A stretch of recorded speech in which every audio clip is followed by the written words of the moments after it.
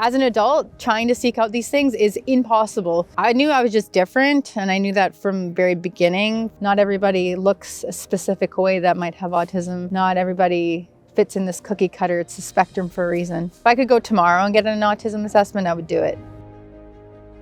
I am Megan. I'm an Indigenous youth care worker, and I work for the Surrey School District. And I have a list of kids at both my schools that I work with that are Indigenous, so that being Métis, First Nations, Inuit. I've been in Surrey my whole life, and my parents from the age of 2 tried to get me diagnosed with autism. It was very challenging, and being in a lower income family, there wasn't many resources for me. My parents didn't have the capacity to be able to get me, seek out a diagnosis for me as much as maybe they hoped to. I knew I was just different, and I knew that from very beginning. I do have mental health diagnosis, which I don't actually buy into.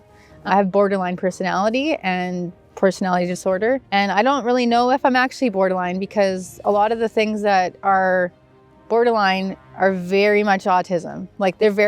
They run parallel with each other. The symptoms and the behaviors of people with borderline personality disorder are very similar to people who have autism.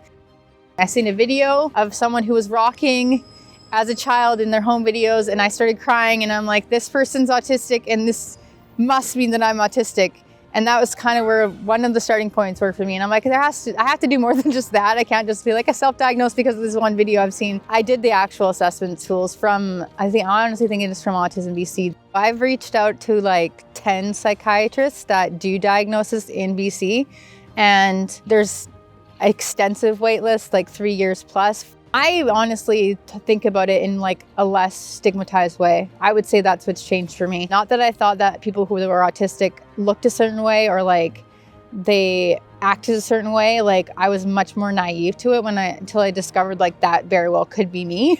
I have a brother-in-law that's autistic diagnosed, and me and him are tight, and he's a lot like me, and he's just when I told him I think I'm autistic, he was just dope. Me and you have so much in common. It kind of makes sense. I've really destigmatized my own thinking around autism once I realized that that is a possibility for me, and I started seeking it out.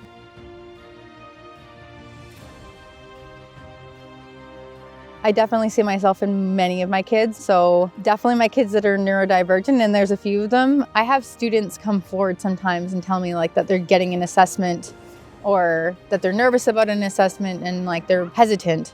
And I'm like, just do it. Even if you aren't, just do it. Because as an adult, trying to seek out these things is impossible. And this opportunity alone is amazing, because doing them as a kid is a little bit more simple, and you have least guidance along the way.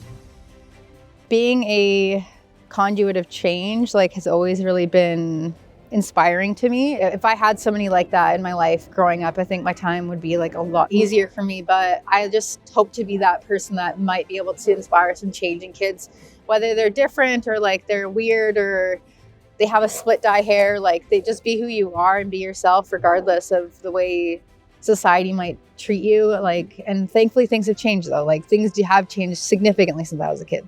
Now that I'm working in the school system, I've definitely seen that people actually are willing to put in the work to get these kids diagnosed, because they see the need for it, and they see what the changes that could happen for that kid moving forward. And they won't be an adult like I am today, looking for a diagnosis where I might not be able to get one and feeling disconnected, but really just searching on my own and searching in my own way. There are people who are willing to take the steps for these kids, which is great.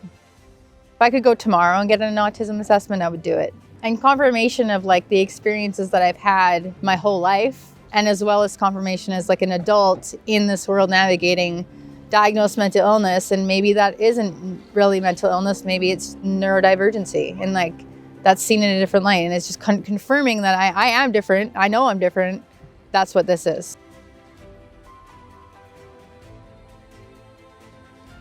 I'm looking for a diagnosis because it's just part of who I am, and I'm constantly seeking out my roots as an Indigenous person, mental health, whatever I can to better learn about myself and my healing journey. I'm all for it. I'm not really looking for anything specific right now, but if I need doors open to me that could be open to me, that would be great.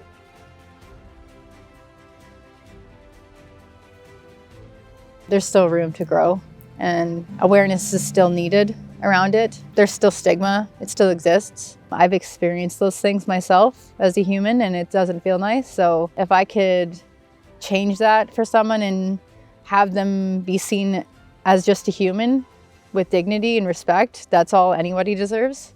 When people are self-diagnosing as adults, or whether they're kids with autism or whether they're adults who have diagnosed autism, like, we have a lot in common in that way. And yeah, just be kind. It's not hard to be kind and have an open mind. Not everybody looks a specific way that might have autism. Not everybody fits in this cookie cutter. It's a spectrum for a reason.